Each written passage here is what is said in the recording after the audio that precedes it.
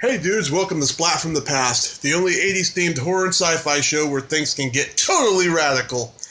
Now today, I will be interviewing a guest I'm so excited for. I mean, it's like a dream come true. She's an 80s icon to me and to a lot of us nerds. Joyce Hyser. You may remember her. She stole a lot of our hearts as Terry Griffin, as I should say, in Just One of the Guys. Classic movie where she has to pretend to be a boy in order to win a journalism contest, and she falls in love in the process. She was also in This Is Spinal Tap, Valley Girl, The Hollywood Knights, and many more. And I'm going to be interviewing her in just a few moments when she calls. And I'm so excited. We've been trying to talk for about 3 months now, and finally she has time to do it. And yeah, it's going to be super awesome and exciting. It's going to be awesome. I feel really giddy right now. I'm like a kid in a candy store. So many questions I want to ask her about her movies. So many questions. Hi, Joyce. Hi, Tommy. How are you doing? I'm okay. How are you doing? Oh, I am just spectacular. We're finally doing this. Finally, yes. I'm sorry. It's been a crazy few months. Oh, I understand. Yeah, it's such an honor, Joyce, because Just One of the Guys was one of my childhood staples that still touches my heart to this day. And I'll be telling you about it in a little bit. But first, I want to get to the top of your filmography. Your first movie was The Hollywood Knights. Yeah. I think so. I think I did a couple of student films, like AFI films, before I did Hollywood Knights. But I think that was my first sort of major motion picture. Nice. How did you get that role? I auditioned for it. Yeah, I went in and I auditioned and got the part. It was just a simple casting call. Yeah, simple casting call. That was a great experience for my first movie. I had a great time. We kind of became one big family, and it was, it's kind of an incredible cast, and it was sort of at the beginning of everybody's career, and we were shooting mostly at this drive-in in the valley, and it was pretty much a party every night. Good old drive-ins. I miss those so much. I know. It was funny because somebody recently posted a picture of Cleopatra, Elizabeth Taylor and Cleopatra, and I was like, wow, that was the first movie I ever went to when I was a little kid in the car, in my parents' station wagon at a drive-in movie. It was my first drive-in, was the movie Cleopatra, which probably seriously dates me, but it wasn't when it first came out. Wow, my first drive-in was a double bill of Weird Science and Rambo 2. Wow, okay. Yeah, well, you're just a little bit younger than I am. Yeah. Yeah. I was born in 1983. Yeah, well, okay. You can just check IMDb. I'm not going to, advertise this on your podcast. I'm fighting it every step of the way. I always say you're as old as you feel, and there's no shame in being old. It's a privilege. There you go. That's very true. I agree with that. Yeah. Tony Danza, he was already a star on Taxi at the time. It's funny they cast him as a teenager, though. Well, yeah. I mean, pretty funny that everybody. I would say probably everybody in that movie was in their, at least in their early 20s. Yeah, Michelle Pfeiffer. What was she like back then? How old was she? No, I mean, what was she like back then? Really super quiet. Really? I barely got to know her. Yeah, She was very quiet, actually. Sweet as can be. I mean, a really sweet person, but I never really got to know her very well. Yeah, I've heard she's a sweet person. I was actually talking to a guest earlier. She worked with her sister on a movie, and Michelle came to visit, and she said she was very sweet. Yeah, she's a very nice person. I'm so glad she's making a comeback right now because she disappeared for a while. Yeah. Well, she's extremely talented and obviously quite beautiful, and I'm not sure. I think maybe she kind of put it to rest for a while and got married and raised her kids and kind of ready to jump back into it. And her husband, David E. Kelly, is a successful producer. Yes, who I've worked with before. On L.A. Law, right? Yep. I talked to Michelle Green on Friday about L.A. Law. Oh, I love Michelle. Oh, yeah, we had a great conversation. She's very nice. Yeah, she's a good girl. But, yeah, I mean, the cast is amazing. Fran Drescher, Stuart Pankin, Gaylord Sartain, some Comedy Store legends, Robert Wall, Joey Kamen, T.K. Carter, Mike Binder. Yeah.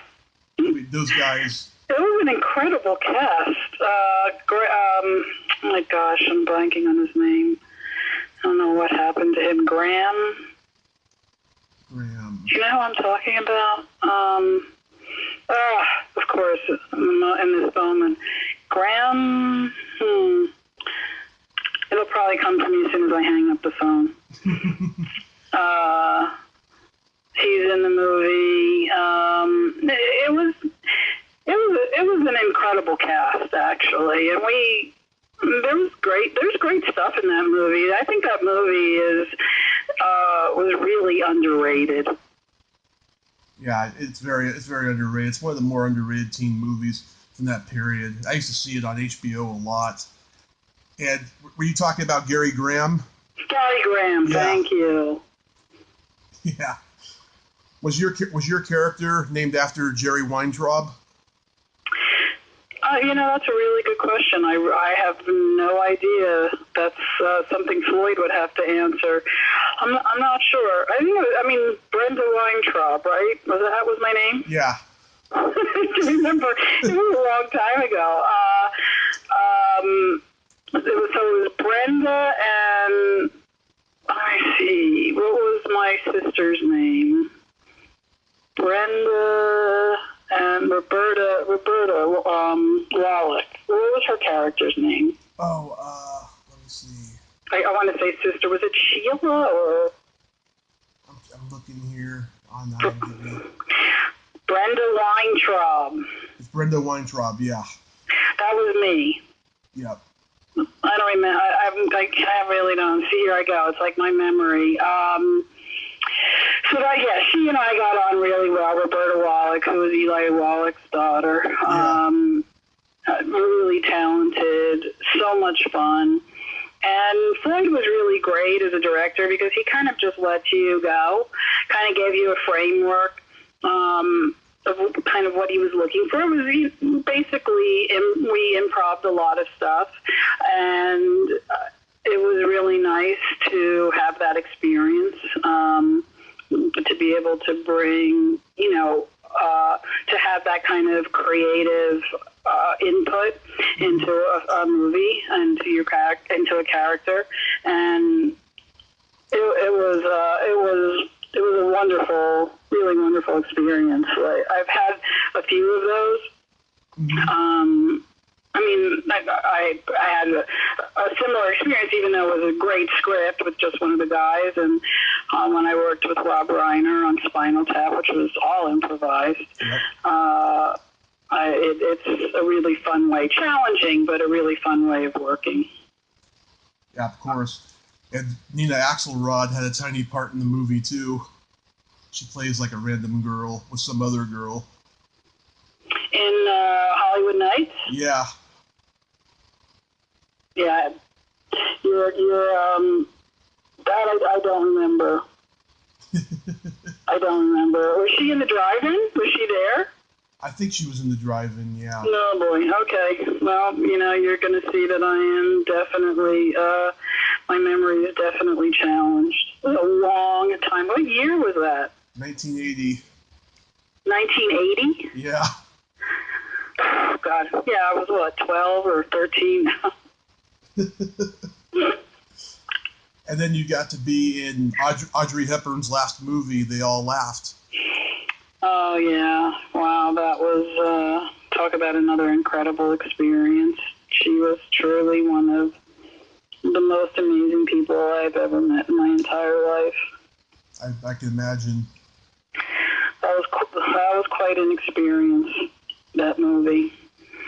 I mean, working with Peter Bogdanovich, first of all, was one of, the great American directors. Yeah. And then again, another really wonderful cast. A tremendous privilege to have been a part of that movie.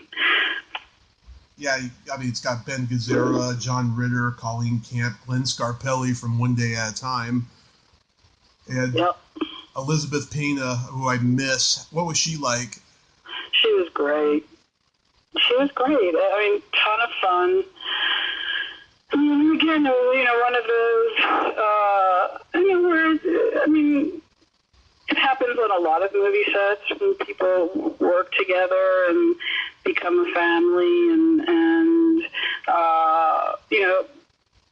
it was Peter created a really wonderful working atmosphere, and Colleen Camp, who is just phenomenal and a good friend, and actually that's how I got that part, was through Colleen.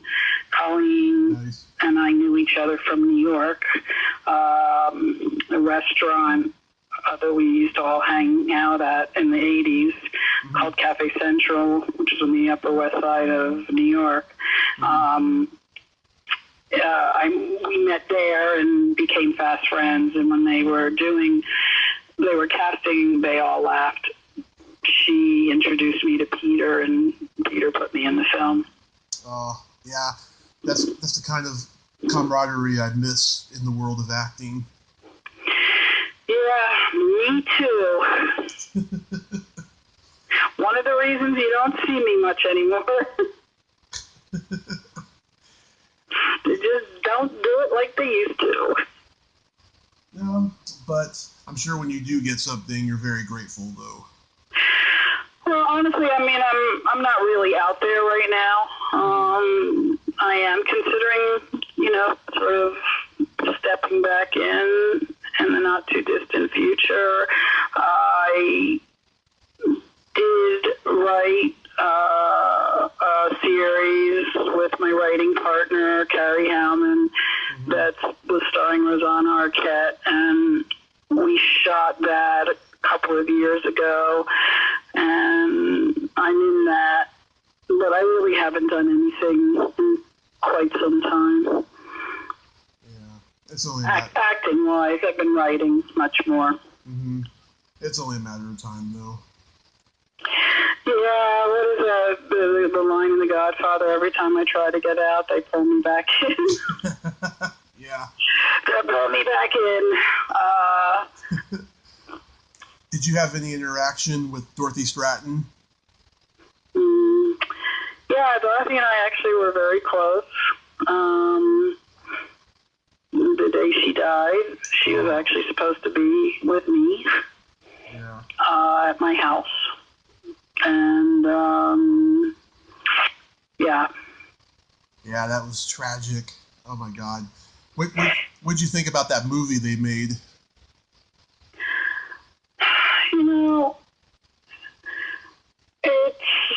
It's tough. I think they did as just sort of taking a step back, and just from an audience perspective, I think they did a good job. On a personal level, it was hard to watch.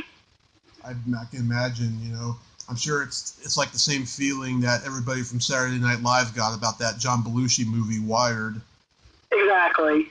Yeah. Exactly. They did a good job, but it's just like if you were there and you were involved with these people and you knew them and they are three-dimensional, it's a whole different thing. And it was a tragic, horrible thing. She was actually she was quite an amazing young woman. I was very, very fond of her. And just truly one of the most open and trusting, I think is a very, an important word that kind of embodied who she was. And I think it's why one of the sadly, I hate saying it, but I think it's one of the reasons that she ended up where she did. Mm-hmm. No doubt about that. And trusting that, no harm would come to her. And it's just so incredibly sad. It is. I still get emotional just thinking about it. I'm sorry if I went too far there. Yeah, thanks a lot, Tommy.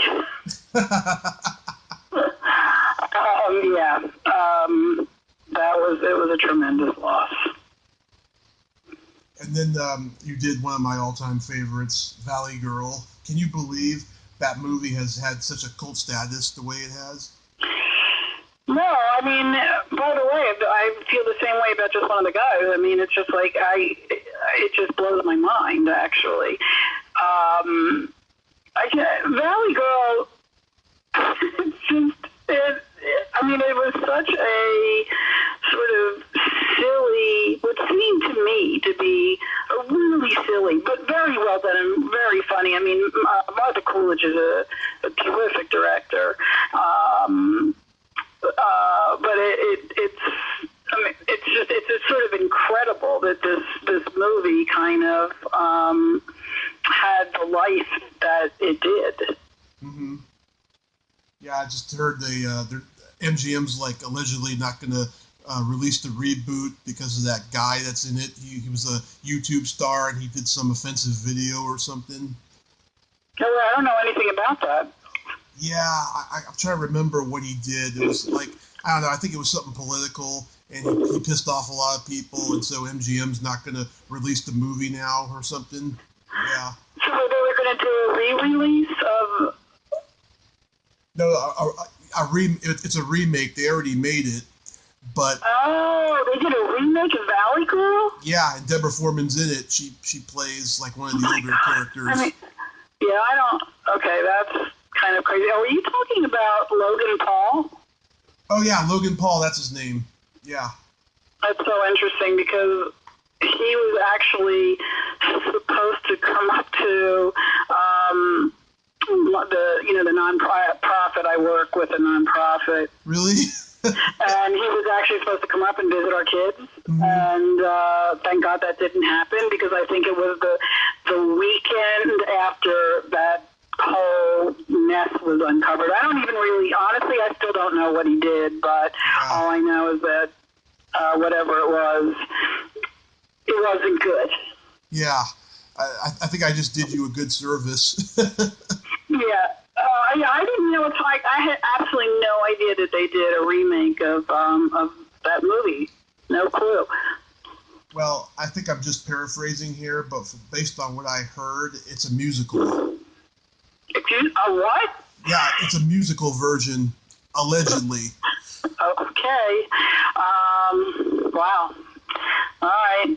Well, and this guy obviously was starring in it. Now they can't release it. Yeah, it's weird.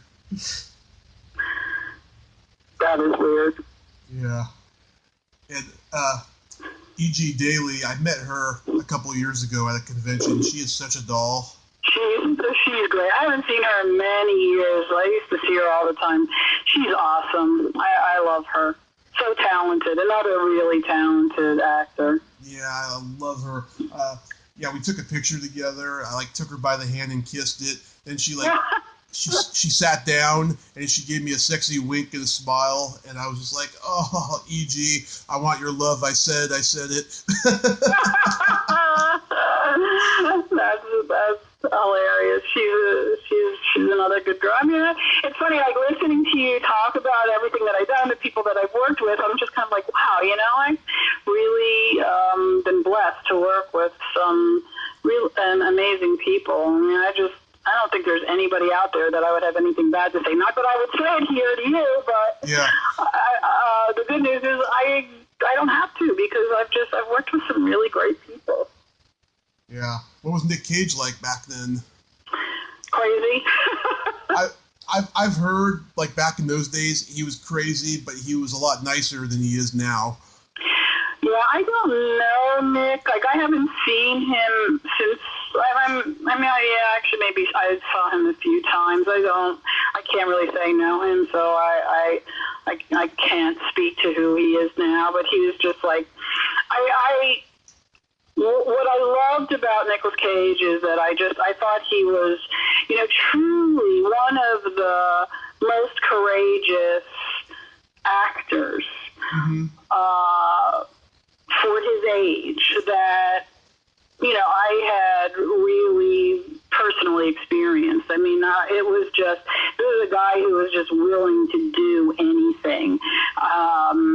And he was extremely creative, and I wish I could have bottled his energy and sold it, because I've just never seen anything like it. And I really did admire him for his willingness to really just put it all out there. For a young actor, I was always very impressed by that. Nice. And then you had a tiny part in Staying Alive. Yeah, I did have a very small part. I think it was a little bit bigger, but, you know, you always have, I mean, I've had a number of times that I've had my part ended up being not quite as large as it started out,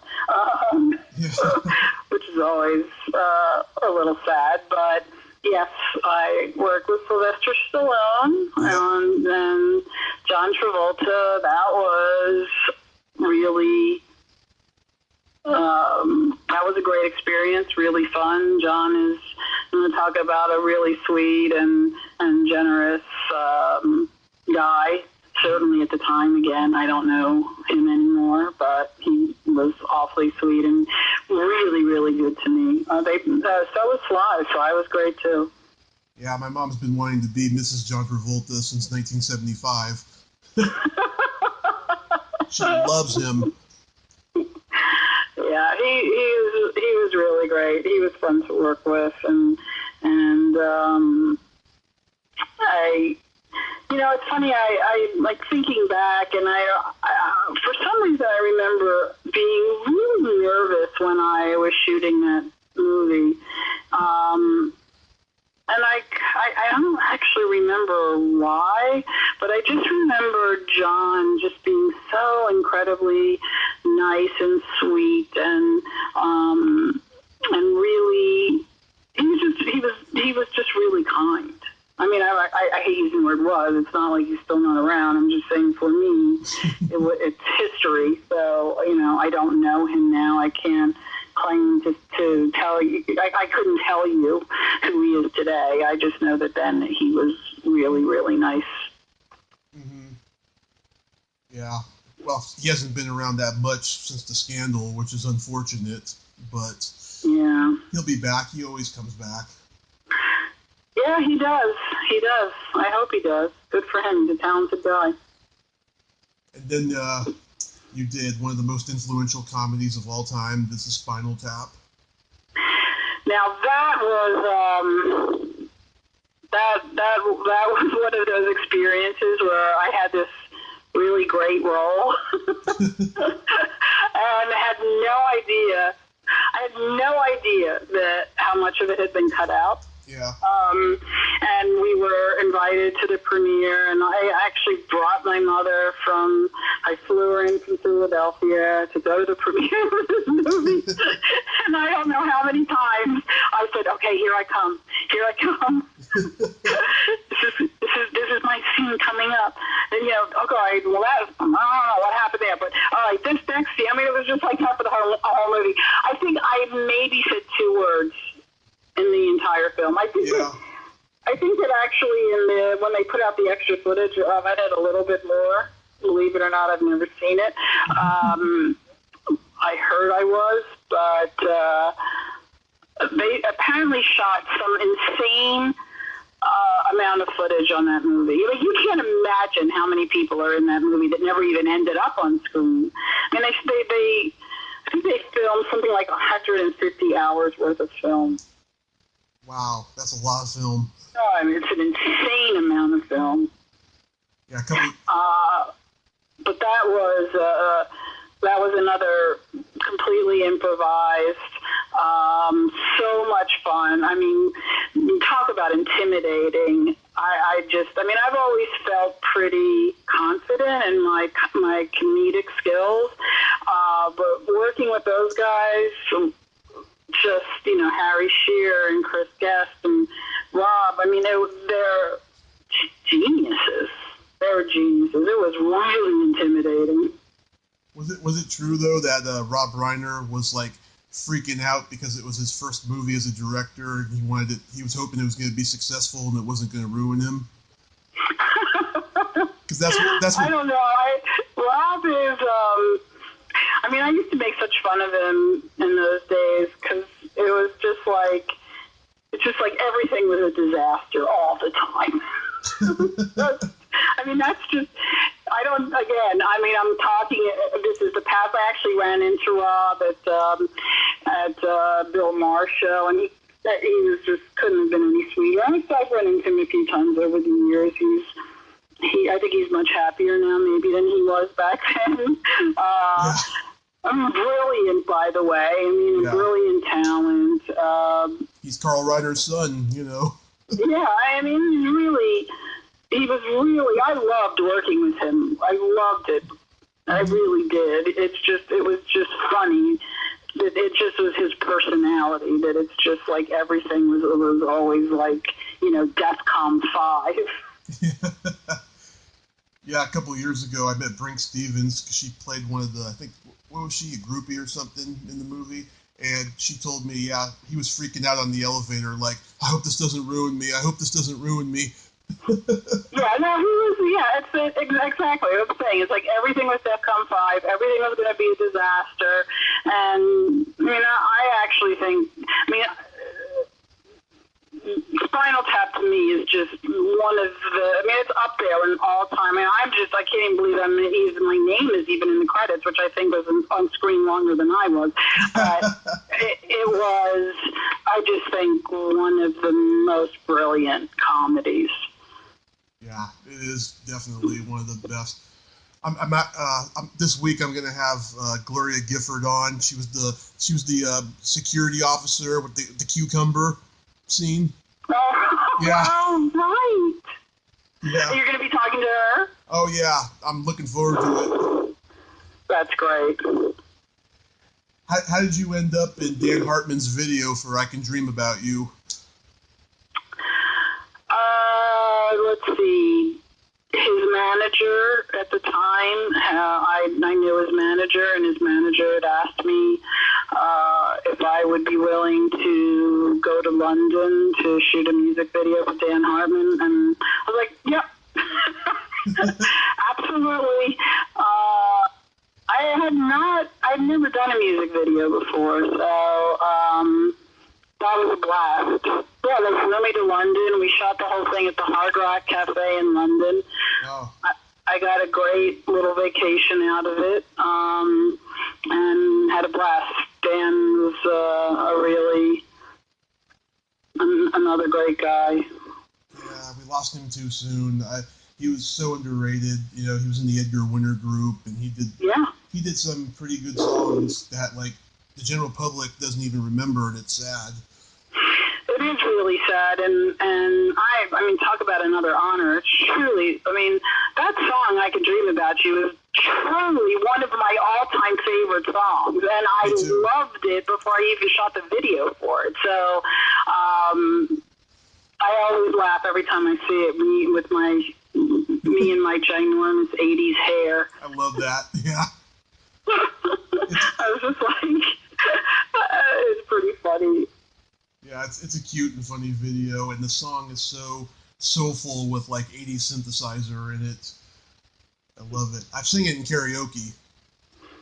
You do? Yeah, I'm a terrible singer, but I have fun singing that song in karaoke. Me too. I'm a horrible singer, but I love to sing. If I could have been anything in the world, yeah. I would have been a singer. And I've just, you know, no, I just don't have it. I can hardly carry a tune. And I'm always so jealous, too, of actors who can sing. But it's definitely not me. Yeah. You don't even want me to sing you happy birthday. It's just not a good thing. Yeah. Really flatten off key. But yeah, Dan was great. Really a lot of. Yeah. And then Just One of the Guys. Now, I was 4 years old when I first saw this. This was a staple in my house. My family is so white trash. We didn't watch G-rated movies. We watched Just One of the Guys. Joyce, are you there? Oh, we lost her. We'll be right back.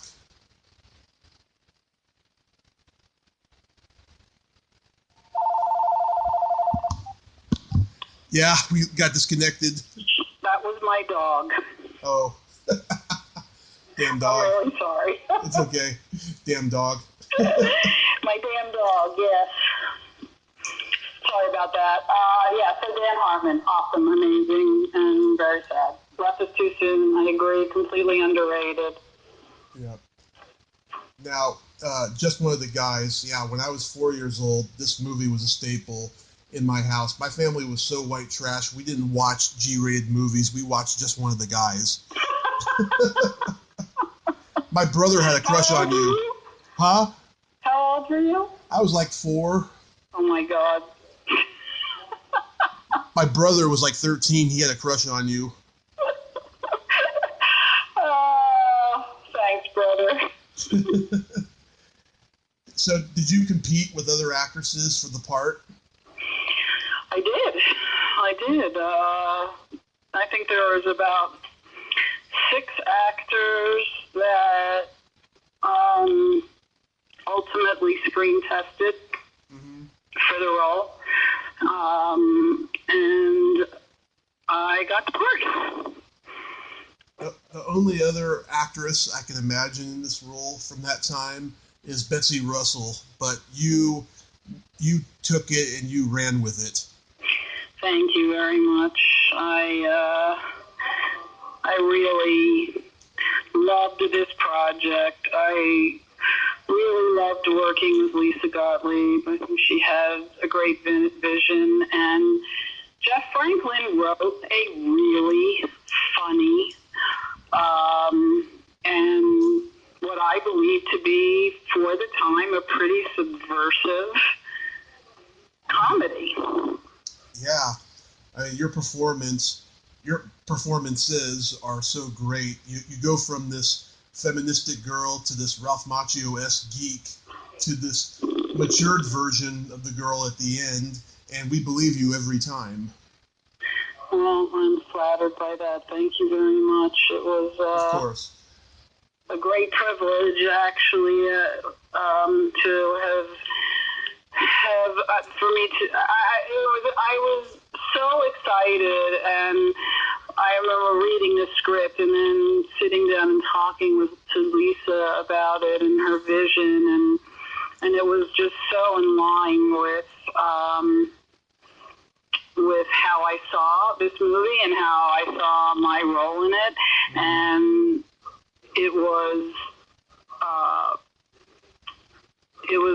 an incredible experience for me to be able to make a movie that really, I think, was, especially for that time, I think it was, it was one of those movies, there were the John Hughes movies that and I think Just One of the Guys, which was, most teen comedies were pretty male-dominated. Yep.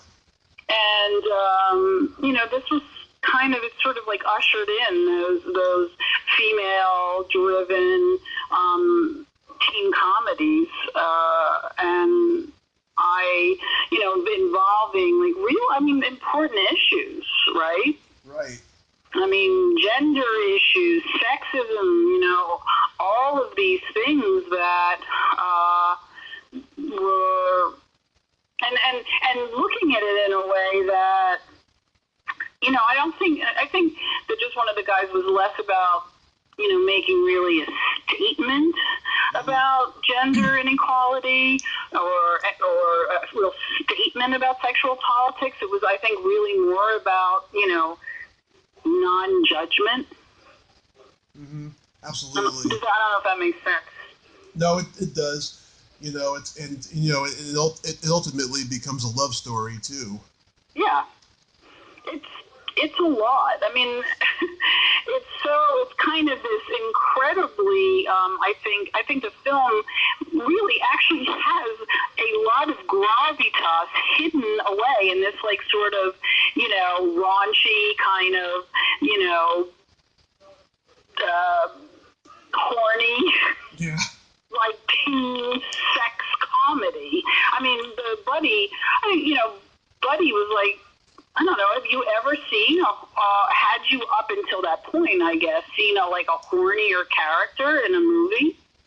No, I don't think I can think of one. No, you can't, but it's just I loved, to me, funny enough, it was probably my favorite character in the whole movie, including my character, it's just I loved who Buddy was. And I loved how it was approached. That's what I talk about. It's we sort of, she put it out there without judgment. Yeah.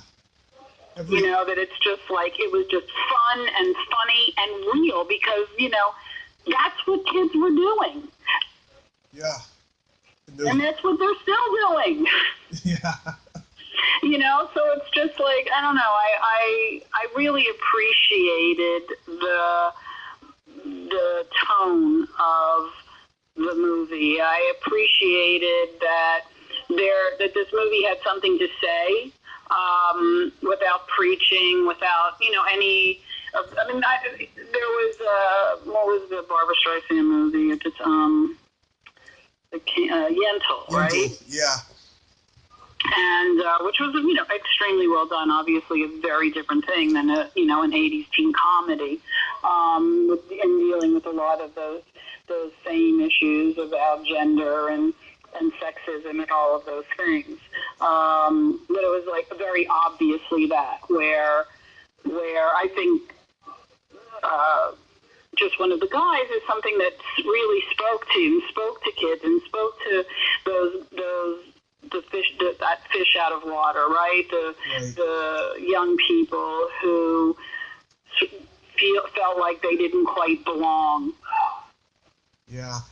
Every review I have ever read on the movie, whether it's good or bad or mixed, they all comment on how great Billy Jacoby's performance is, and they don't understand how come he never became a huge star. Yeah, it's a good question. He was so incredible in the movie. Yeah, you look like you want to crack up in every scene you're in with him. I can't even begin to tell you how. There were just times that, we had our first AD had the patience of a saint, is all I have to say, because it was. I was cracking up all the time. We were all cracking up. The entire crew was cracking up. Yeah. It was sometimes impossible. I remember one night where it literally took us about an hour and 10 minutes to be able to shoot a scene because we could, how you start to get the giggles and then you just can't stop and you try to get serious and and everybody's getting upset and the clock is ticking and every minute on a movie film costs a lot of money and it was just we could not control ourselves. Oh man, I wish there was outtakes. You know what? I wish we had outtakes, and I'm sure we have them somewhere. I mean, when we shot the scene with when I was drunk, and I remember the scene where we're standing at the staircase, and there's a half-naked girl upstairs feeding pizza to the fish. Yeah. I don't remember the exact words, but I mean, it was one of the funniest. I mean, and by the way, I think it's one of the funniest scenes in the movie. It's my favorite scene. Yeah, if I'm not back in a week, forward my mail. I mean, it's like, I think that was the night that none of us could stop laughing. Yeah, I tried getting Billy and Clayton and Lee McCloskey for interviews. They never got back to me, but I have talked to Tony Hudson, Deborah Goodrich, and Stu Charno on the show. And we did. What was it? I think 2 years ago now. It was our 30th anniversary. Yeah.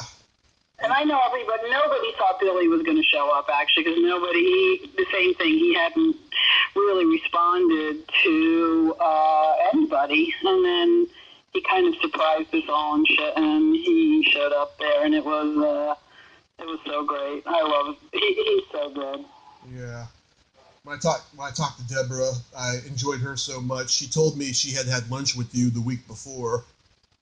She's such a wonderful human. I adore her. Yes, she that must have been last year, right? Yeah, that was in, I think, September, I want to say, or August or something like that. Yeah, I mean, one of the great things about social media is that Tony and Deborah, Clayton, we've all sort of stayed in Lisa. We've kind of all stayed in touch with each other through the wonders of Facebook. Yeah. And Tony, she's so funny. She loves my politically incorrect jokes I write on Facebook. Do you write where? That my politically incorrect jokes I write on Facebook. Oh, well, I don't know, because I love politically incorrect, and I don't. You're not on my Facebook, so I guess I'm going to have to add you so I can get a kick out of it, too. Absolutely. I'll even tell you some jokes at the end of the interview. Okay. I'm ready. But I interviewed Stu, and I didn't know that he had MS. And I did not know that either until you just told me. Yeah, and I had interviewed David Lander the week before, who also has MS, and it was pretty much the same interview. 10 minutes of pleasantness, then 5 minutes of belligerence and bitterness towards the industry, and so I had to cut it off after 15 minutes both times. It was sad. Oh, that's really sad. Yeah. It was sorry to hear that. Belligerence in terms of their their careers, or? Yeah, it was just like I brought up certain projects, more so for Stu, not so much for David, but for Stu, I brought up, right when I brought up like John Carpenter's Christine to him, he just said, I fucking just told you I wasn't a fucking actor. It was just something I did and all this stuff, and I just got really uncomfortable. I don't know like what triggered that. Oh, I'm sorry to hear that. Yeah. It was sad. I've seen him, I think, once or twice, and I had no idea about that. I've seen him, I saw him at the Hollywood show, and one other convention that I did. Mm-hmm. And I had no idea that he was sick, and that's too bad. Yeah, it was pretty sad. He played me some recording of when he used to play classical piano. I was impressed. He was a good pianist back when he could do it. It was really good. Oh yeah, I didn't know that. See, I'm learning a lot from you, Tommy. Oh, I'm up on things. I'm tuned in. It sounds like you are. I did get in touch with the girl who played Sandy's cousin in the movie. Oh, what's her name? Her name back then was Kim Norwitz. Now it's Kim Thompson. Kim. She was adorable. Yeah, I asked her if she wanted to do an interview. I never heard back from her. but she's married with kids, and she lives in San Rafael, California now. Oh, wow. Well, if you ever get her, tell her I said hello. I'll try. That was another, that scene at the cave, oh, God, that was another funny night. Yeah, you look like your reaction was genuine when Sherilyn Fenn was tickling you. I can't, I mean, first of all, I can't stand to be tickled, and she was tickling me, and, I mean, that's funny because that's like my brothers used to torture me when I was a kid. Mm-hmm. Because I literally, you didn't even have to touch me. You just used to, if you just like, they used to hold me down and just like pretend they were tickling me, and I would pee in my pants. I like being tickled, but only because I have mommy issues. All right, Tommy, a little TMI, but thanks for sharing. Well, I'm a comedian, so. Yeah, well, I'm always amazed by the light that just one of the guys, actually like continues to have to this day. I mean, I had no idea really when we were making this movie how impactful actually the film was. Mm-hmm. Do you have I mean, I still to this day, like I said, I get letters, I get messages on Facebook, and just from people who like really related to the movie, related to my character, and I mean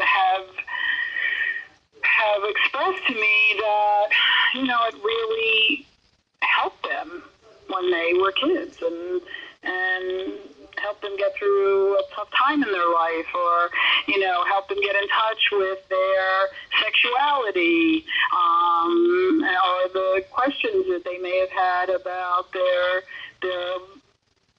gender biases, and I mean that's a pretty amazing thing that came out of this sort of little tiny $5 million budget movie. Mm-hmm. Do you have a favorite scene? The scene with Billy Jacoby and on the staircase, I think. the being drunk, that whole... Sorry, Spike. Kevin, you're drunk. Sorry, Spike. Yeah. Yeah. I mean, that whole scene from the beginning, from when I go into the living room and have that whole scene with Kevin, and then with my little brother on the staircase, and I think is, if I had to pick a favorite, I think that and when Billy and I do, when he teaches me how to scratch my balls that I don't have. Yeah. I love all the moments where you forget that you're a girl, right? Yeah. Like completely. Where you're looking at Rick's ass in the shower, or you fix his hair in the bathroom, But I also love the scene where Rick humiliates Greg in front of the whole cafeteria. Oh yeah, that's a great scene. That is just gold. That is comedy gold.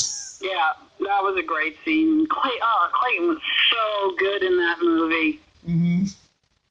He's a great actor. It's so interesting because, I mean, there was so much talent in that film, and it was such a good movie, and it's kind of amazing. It's just, all of us. I mean, none of us really went on to have like a big blockbuster careers that you would have thought we probably should have had. But you're all stars in my book.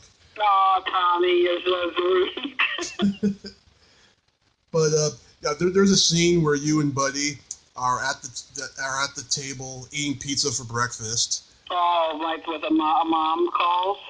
Well, there's that one too, but there's another one or it could be that same one. I don't know. But in that scene, every time I'm like watching it with my friends, right? And I hope this doesn't embarrass you, but your feet is on the table and your second toe is very long. I do, yes. Yes. And I have all the things to do to like focus in on Tommy. And I always jokingly say to my friends that your second toe is flipping us off. And like, that is hilarious. Yeah, and I even gave it a name, Robina.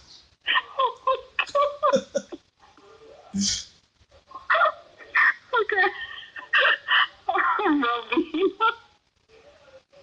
Oh my God, I'm crying right now. Oh. I'm glad. By the way, somebody told me once, I don't know, that it means that I'm an incredibly giving and generous and kind. When your second toe is big is longer than your first toe, it means that you're a generous and kind and giving person. Wait a minute, my second toe is not that big, and I'm all those things. I'm just saying, someone told me that once. You know, that means something, they told me. Well, I don't know, I could just be making that up. No. I can tell you you're all those things. Why, thank you. Do you have a favorite line? A favorite line from the movie? Yeah. It's not mine, All Balls Itch. It's my favorite line, and it wasn't mine. Wait, which one? All Balls Itch. Oh. It's a fact. Yeah. It's a fact. All Balls Itch. My two favorite lines: when Raymaker says to the after Raymaker says to the teacher, "Careful, George, you'll lose your job." He says, "It'll be worth it. It's not that great a job." Yeah. That's so. Great. That's so. I mean, one of the bowling pin. Yeah. What is his name? What is his name? Coach Morris. Yeah, I mean that scene with me and his all. I mean, that's hilarious too. Yeah, I have surprise jock inspections 3 times a week. Word to the wise, wear it. And that's another funny scene that I love. The scene in the locker room with the naked guys. Come on, that was. I mean, there's some really, really funny things in that movie. I'm trying to appreciate myself more as I'm talking to you. Was your reaction genuine when you looked down at that guy's dick when he's like, "Have you ever seen anything like this?" No, I made that one up. It looked so natural though. That was just my imagination. They were all wearing I think they were all wearing jock straps. Oh my God! You couldn't really tell, Tommy.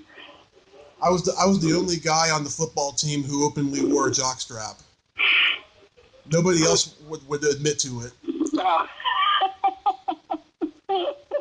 Okay, I'm learning a lot about you too. My favorite Buddy line is after you say, admit it, buddy, you'd like to spend the rest of your life using women's bodies. And he says, all but the last 60 seconds, I'd like a little time to reminisce. I mean, there's so many. That's what I'm saying. I mean, Jeff Franklin wrote a really great script. I know, and then he wrote Summer School right after that. That had some great lines in it, too. I never saw that, actually. Oh, it's great. Yeah, it's kind of like, I don't really know much about what he did after that. I think he had a TV series for a little while, but Full House. Did you know he created Full House? Yeah. Yeah. Yeah, and Full House, that was up before just one of the guys, right? No, Full House came out in 87, I want to think. Oh, okay, there you go. What do I know? I take it back. Cut that out. I was reading that you once went on tour with Bruce Springsteen. I went on tour. as his backup singer. Nice. No, that was his girlfriend. Oh, okay, so IMDb is half right. What? IMDb has that? Yeah, it said that you went on tour with Bruce Springsteen. It says I went on tour with Bruce Springsteen. Yeah, I don't know why it says that. I had no idea it said that. That is the weirdest thing. I don't know where they come up with this kind of stuff. I was like, wait a minute, I was on tour with him? Yeah, a few times probably. Well, my dad went to high school with his sister Pam. Sister Pam? Yeah, my dad went to high school with her. She's still one of my closest friends. Well, I talked to her on Facebook briefly a couple months ago. I told her, I'm Tommy Kovac Jr. and all that, and she was like, "Oh, I'll tell your dad I said hi. It's been so long." Oh my God, that's so funny. Yeah. Yeah, I actually, I moved Tammy to Los Angeles when she was just 17. Wow. Yeah. We're still very, very close.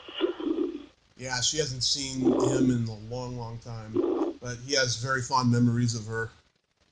She's an incredible human being and wonderfully talented photographer and a great mom.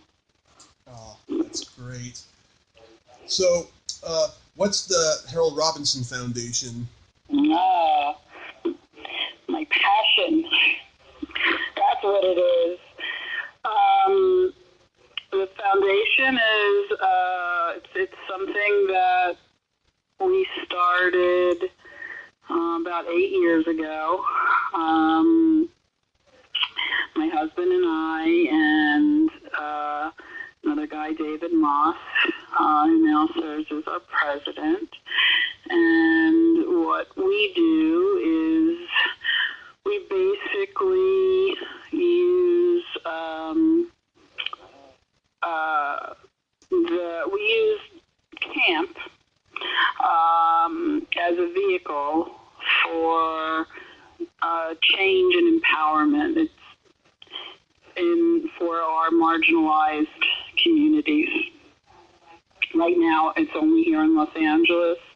Hopefully, in the next few years, we'll be able to move it and make it a national organization. And we basically focus right now in the community of Watts in California. And we bring mostly 5th and 6th graders up to a camp in Angeles National Forest, and we take them on what we call Camp Ubuntu retreats, where we take a slice of the community, kids, some teachers, administrators, and some adult chaperones from the community. We bring them up, we take them out of their neighborhoods, and we bring them up to this beautiful place in the mountains, and we have 3 days of just being in nature, learning how to work together, getting to know each other in ways that working together in ways they never have before, learning how to trust each other, how to come together to we're basically trying to inspire these kids to change their communities. Mm-hmm. And it's actually been a very successful program. A couple of years ago, we started a summer day camp at a place called Markham Middle School, which is in the center of the Watts community. And we're hoping this year that we'll raise enough money that we're going to be able to launch a program where we're there a couple of weekends every month, so we can basically stay with our kids throughout the year as they transition into middle school and then into high school. that's great. Yeah, it's really, I mean, it is I don't know if you know, but remember that, the transition from elementary school to middle school is challenging for most kids. For kids who are growing up in, like, as I call them, marginalized communities, it's 10 times more challenging, 10 times more difficult. And, right, as elementary school kids, they're in their own kind of little neighborhoods where, in all these neighborhoods, like in the Watts community, there's something like 8 or 9, I think, different gangs, and they're Bloods and they're Crips, but there's, all different factions. I mean, it's insane what goes on over there. And these kids, when they go to middle school, it's really for the first time that they're all coming together from different housing developments. And it's in 6th grade, which is like not trying to wrap your head around the idea of a 6th grader. It's usually around the time that these kids get jumped into gangs. Yeah. So what we're trying to do is we're trying to intervene, right? So it's really kind of an intervention where we bring these kids up to camp, up to the safe space. It's like you're coming to Switzerland, and you are going to spend time with kids that you grew up where, someone's telling you that there's something bad about these people because they live in another housing development. But actually, they're just like you. They look like you. They're growing up just like you. And there's absolutely, no one can tell you anymore. I mean, there's been a war that's been going on in this community of Watts for over 40 years now, and almost nobody can even tell you how it started. And they've just been carrying this, and it's just been, this gang war, and there's just like, there's no rhyme or reason at this point. It's just all about revenge. That's all it is. Yeah, it's stupid, childish shit. Yeah, it's childish shit, only with, real life, consequences. And what we're hoping to do is sort of change that trajectory.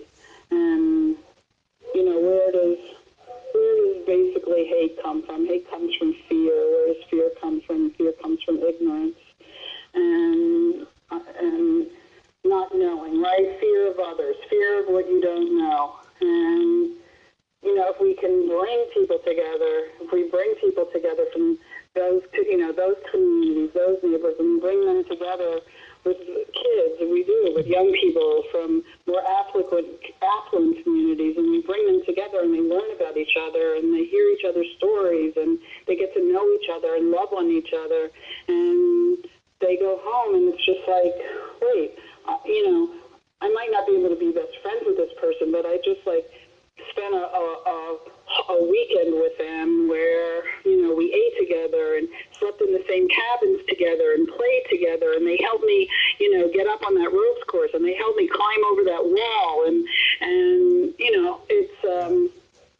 it's kind of an incredible thing that happens, and it's something that I'm really, really proud of.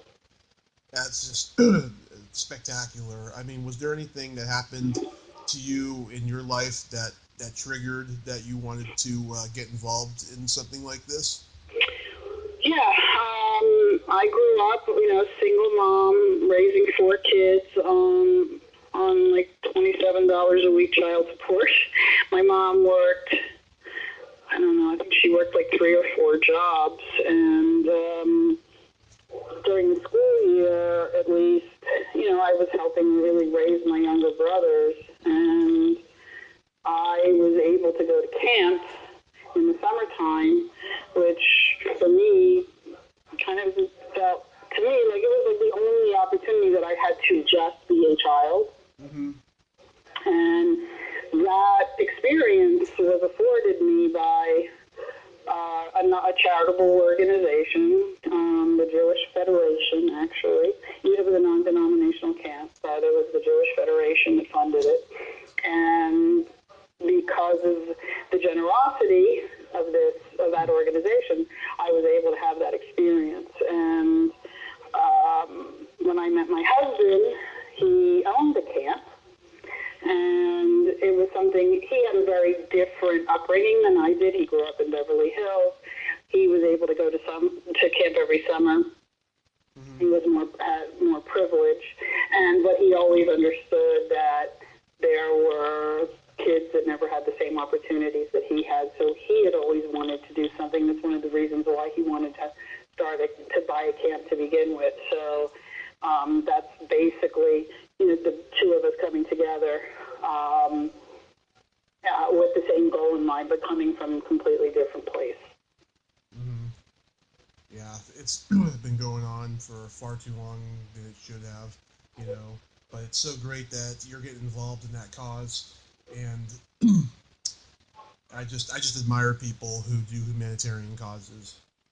I have to tell you that it's, it really is. I mean, I've had a really blessed life, and I've had incredible experiences in my life, and like I said, I have been blessed, but I will tell you, and I will tell you that this is hands down the greatest honor and blessing that I have in my life, that I get this opportunity to do this. And, it's like people were always saying to me, like, oh my God, you're amazing, and you're so selfless, and you're all of these incredible accolades. And you don't understand. It's just like, this makes me feel good. Yeah. It makes me feel good. It makes me happy. I mean, this is, this is not, yes, it's just like helping people. It's almost a byproduct. It's just like, I would say that to anyone. It makes you feel good. It makes you feel good about yourself. And I absolutely love seeing the smiles on those faces and seeing these kids, have the opportunity. I mean, most of these kids, they can't even play outside. They go to school, they come home, they can't leave. And because of the violence in their neighborhoods. I mean, kids who literally have slept in bathtubs to keep them safe from, random bullets. It's crazy how some of our children, like, I mean, it was whatever you want to call it, the luck of the draw, that we were born into the life that we were born into. And it's just like these kids, it's just what they're living with, and the daily stressors of their lives is just wrong. Mm-hmm. Absolutely. And I am doing whatever it is that I can, and we as an organization are doing whatever it is that we can to try to make it better, to try and inspire the next generation to stop the nonsense. Yes, I think you are succeeding wonderfully, Joyce. Thank you, Tommy. I really appreciate it. My pleasure.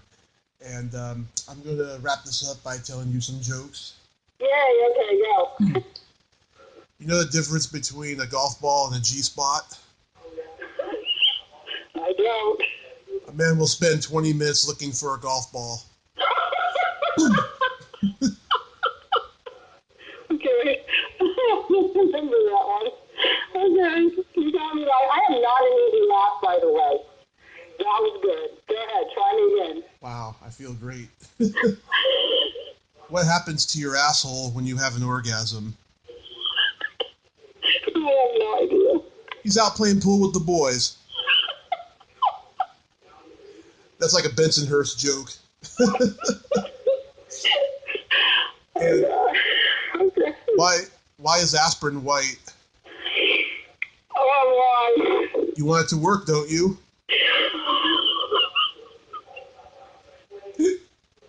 I love that one. Oh, I snort when I laugh. Okay. Love that. That was good, Tommy. Thank you. My pleasure. Joyce, thank you so much. You are a sweet and fun lady and a great humanitarian. You've made a great contribution to both children and my movie-going life. Well, I very much appreciate that. And I would also, if you wouldn't mind, me, telling your listeners that if they'd like to check out our organization, it's the HaroldRobinsonFoundation.org. We have a big fundraiser coming up on June 3rd. It's called Pedal on the Pier. It's on the Santa Monica Pier. Nice. I think we'll be, for the first time, it's a private event. For the first time, we'll be selling a limited amount of tickets. We're partnering with iHeartMedia. I think it's going to be a really great event this year, and if you want to wait for tickets, you can keep looking on Pedal on the Pier for when we release them, and we'll also be you can follow us, Pedal on the Pier, on Facebook, Pedal on the Pier on Instagram, and you can donate to my bike if you want to. You can become part of it by signing up. It's an incredible event, and I would hope that if anybody had any interest, they would check us out because it's a great cause. Nice. I'll be in LA in 4 weeks for the Monsterpalooza Horror Convention in Pasadena, and E.G. Daily will be there. I'm excited. Will you send her my love? I sure will. I'm going to see if I can interview her at her table. So I tried getting her an interview on Facebook, but she never got back to me. Well, I will. I'm rooting for you. I hope you. If I was in contact with her, I would tell her. Let's talk to you. You're a ton of fun, and thank you very much. And I'm sorry I put you through hell to get here. Well, I'd like to have you back on in the future to talk about L.A. Law and The Flash and a couple other things you did. The Flash. Yeah, one of our creator producers just passed away unexpectedly. Oh. So I miss Paul DeMeo, who's... Oh, Paul DeMeo died? Yeah. Oh, I loved him. Him and Danny Bilson are geniuses. Those geniuses. Two. And very close. I stay very close with him, and it's so tragic. Just absolutely tragic. Yeah. In fact, there's a memorial for him next weekend, so it's so incredibly sad. Here I go again. Okay. Yeah. Yes, I'm just stay in touch, and I am also on Facebook, so hit me up, and that way I can see all of your politically incorrect jokes. Yes. I'll send you a friend request right now. And thank you. I'll send you the link to this interview. You can share it, and I'll let you know when we can do another one. Okay, great. Thanks a lot, Tommy. I appreciate it. Thank you, Joyce. You were a lot of fun, and have a good evening. You too. Thank you. So are you. Thank you. Okay. Thanks for making me laugh. My pleasure. Bye-bye. Bye-bye. Well, there you have it. Joyce Hyser. Ain't she a sweetheart? Thank you so much, Joyce. I had a lot of fun doing that interview. I'm glad I made you laugh. It's such an honor to make your idols laugh. It's just so profound. If you like this video, everybody, please subscribe to my YouTube channel, add me as a friend on Facebook, join my Tommy Kovac comedian page, and follow me on Twitter and all that fun stuff. Well, that's all the time we have this week on Splat from the Past. Until next time, this is Tommy Throwback Kovac saying, there's no shame in living in the past, because the present sucks. Later, dudes.